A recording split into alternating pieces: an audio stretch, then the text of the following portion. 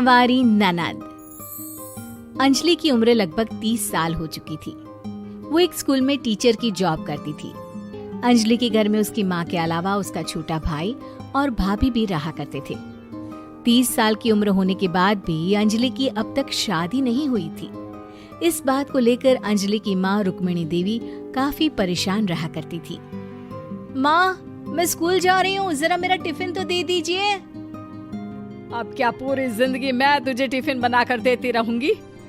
अरे कुछ सोचा भी अपने बारे में या बस ऐसे ही?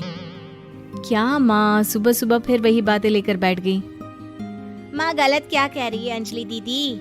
इतनी उम्र हो चुकी है आपकी, माँ कब तक आपकी सेवा करती रहेंगी?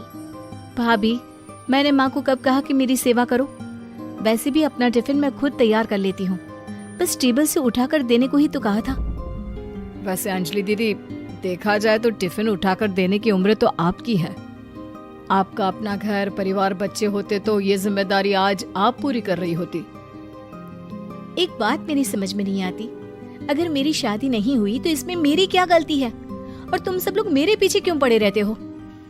अरे कुछ कहना क्या पीछे पड़े रहना होता है? अपने छोटे भाई को देख, तुझसे 3 साल छोटा है लेकिन 2 बच्चे खेल रहे हैं आंगन में। मुझे आप लोगों की कोई बात नहीं सुननी, जा रही हूँ मैं। और आप में से किसी को मेरा कोई काम करने की जरूरत नहीं है, मैं खुद संभाल लूंगी। इतना कहकर अंजलि वहाँ से चली जाती है। शाम को जब अंजलि अपने स्कूल से लौटकर घर वापस आती है तो उसने देखा कि पड़ोस वाली निर्मला चाची वहाँ पर बैठी हुई थी। क्या बात है अंजलि बिटिया, नौकरी करके वापस आ गई? जी चाची जी, कैसी हैं आप? मैं तो ठीक हूँ बेटा, तुम बताओ शादी के बारे में कुछ सोचा या नहीं? अरे रहने दीजिए ना, इससे तो शादी की बात करना ही बेकार है।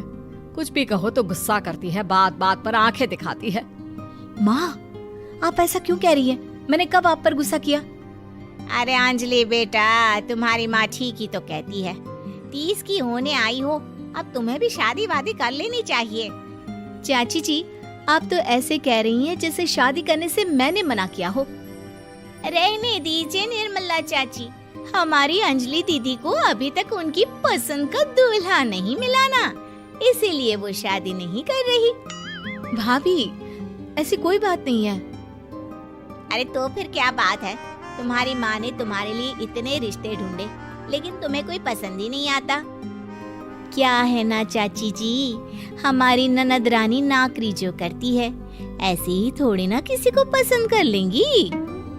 अरे भाई, नौकरी का घमंड है तो बात अलग है, कोई और बात हो तो बताओ, कोई रास्ता निकाला जाए। नहीं नहीं चाची जी, कोई बात नहीं है, बस मुझे अभी तक अपनी पसंद का कोई मिला नहीं है। सुन लिया आपने, इस लड़की के तो पर निकल आए हैं और इतनी उम्र में अपनी पसंद का कोई मिलेगा भी नहीं इसे। माँ, आप मेरी शादी को लेकर हमेशा मुझे ताने क्यों मारती रहती हैं? अपनी माँ की बातें तो ताने लगती है। ताने हैं? बताओ, मैंने कुछ गलत कहा क्या?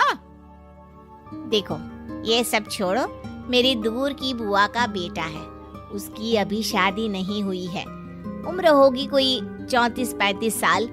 आप कहें तो बात आगे बढ़ाऊं? अरे हाँ हाँ, क्यों नहीं, ये भी कोई पूछने की बात है। अरे जल्दी से लड़के को यहाँ बुला लो।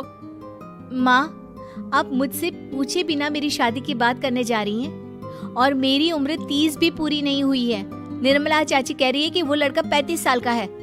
अंजलि दीदी, आपको क्या लगता है इस उम्र में कोई फिल्म का हीरो आएगा आपके लिए? देखिए, अब पसंद और नापसंद की बात तो रहने दीजिए, पसंद करने की उम्र तो आपकी निकल चुकी। अब तो जो भी मिले उसी से शादी कर लीजिए, इसी में भलाई है। तेरी भाभी बिल्कुल ठीक कह रही है। अब जैसा रिश्ता मिले उसके लिए हाँ कर देना, ताकि हम भी गंगा नहाए। ठीक है, चलिए मैं उस लड़के को कहती हूँ, वो कल ही अंजलि को देखने आ जाएगा। अगले दिन निर्मला चाची के दूर का रिश्तेदार अंजलि को देखने उसके घर आता है।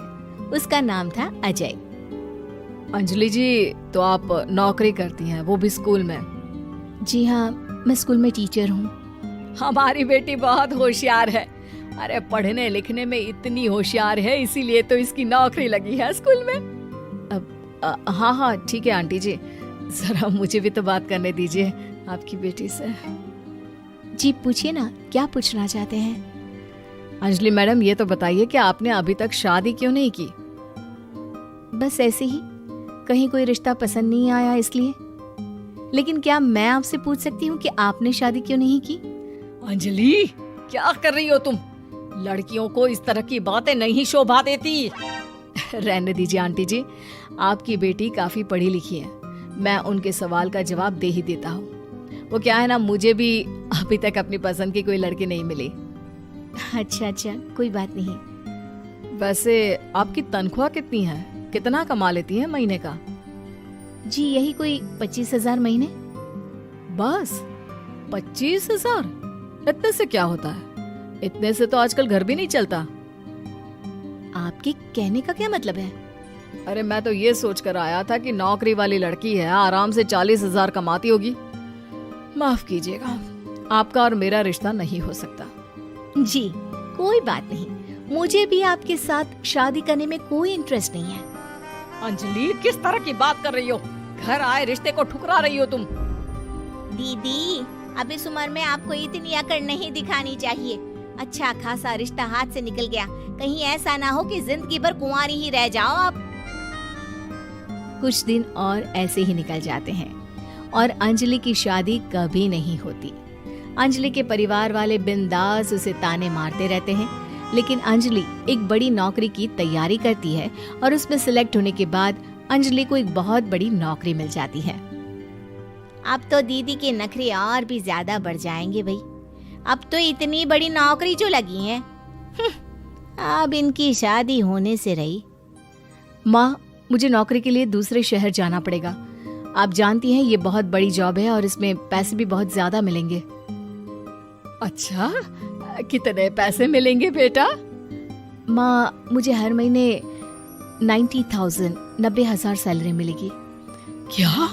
अरे वाह वाह, ये तो बहुत अच्छी बात है। लेकिन फायदा क्या?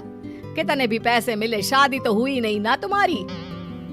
अंजलि नौकरी करने के लिए दूसरे शहर में चली जाती है और जब कुछ महीनों के बाद वो वापस घर आती है तो उसे अपने पति के साथ देखकर उसके घर वाले हैरान रह जाते हैं।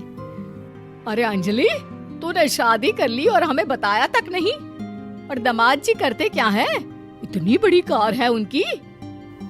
माँ, मैं आपको सब कुछ बताना चाहती थी, लेकिन आप सबके ताने सुनकर बहुत दुखी हो गई थी और इसलिए मैंने अपनी पसंद से शादी कर ली। मेरे पति मेरे साथ ही ऑफिस में नौकरी करते हैं और बहुत बड़े अफसर हैं। और एक बात बताऊं माँ, आज मैं बहुत खुश हूँ।